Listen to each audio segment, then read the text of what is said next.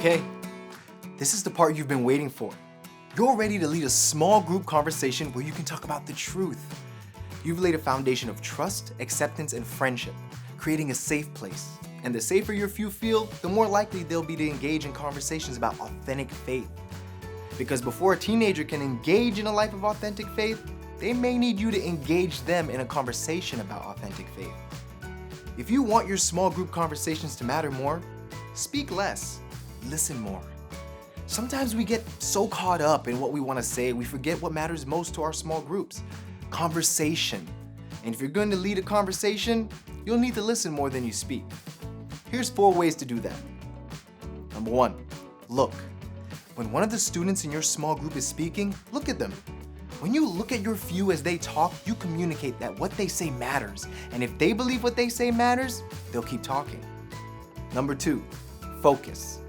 You may be making eye contact, but if a student is talking and you're busy rehearsing what you'll say next, or wondering if you could pull off their outfit, or silently singing your favorite song, your listening skills need some work. Because the second step to becoming a better listener is to focus on what they're saying. Number 3, summarize. When you summarize what they say, you can let them know you're listening. Make sure you understand. Clarify their thoughts for the rest of the group.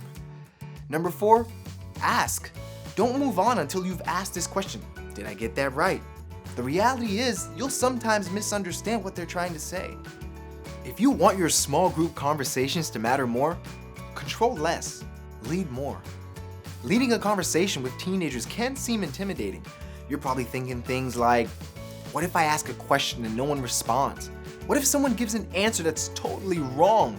What should I do when conversation feels out of control? Those are good questions. But as the small group leader, it's not your job to control the conversation. It's your job to lead it. Here's 3 ways you can control less and lead more. Number 1, ask better questions. There are some questions that control your group's responses. Questions that have a clear yes or no, right or wrong, one-word answer. Questions like, did you like to talk? Do you agree that? What did the speaker say about? But then there are better questions. Questions that allow you to lead a conversation without controlling it.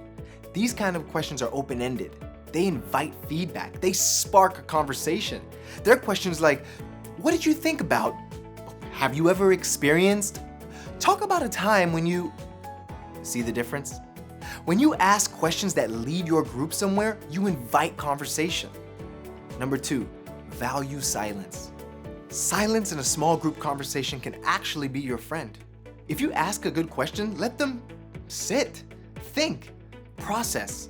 Sometimes a little silence is exactly what they need. Number 3, underreact. When your few feel safe enough to be honest, they might open up about what they think, what they've done, or even what their parents have done. When this happens, take a breath, freak out on the inside, and underreact.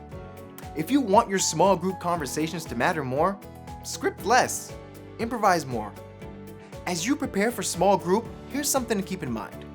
There's no script for a small group conversation. Things will probably not go according to plan, and you'll always have to improvise. So here's 4 ways to script less and improvise more. Number 1, change the question. What you thought was a great conversation starter may result in blank stares. So what should you do when that happens? Easy! Change the question. If they're struggling with a question like, how close do you feel to God right now? Try giving them a few choices, like this. On a scale of 1 to 5, how close do you feel to God right now? Number 2, try an activity. You might have a week when your group is too talkative or not talkative enough, or restless or distracted. On those weeks, you might want to move away from a typical conversation and try something more hands-on, like an activity. You might ask them to write their responses instead of sharing them out loud, or make a small group video about what you've been learning, or maybe split into pairs for discussion or prayer. Get creative! Number 3, follow rabbit trails. Most of the time, their rabbit trails will be about friends or the opposite gender or the video they saw on YouTube. But sometimes their rabbit trails will actually be worth following. Maybe Josh will ask a tough question, or Trisha will share a prayer request, or you'll hear that Emma's mom is sick. Whatever it is, The point is, sometimes you'll need to move away from the script, improvise, and follow a rabbit trail. Number 4, go with your gut.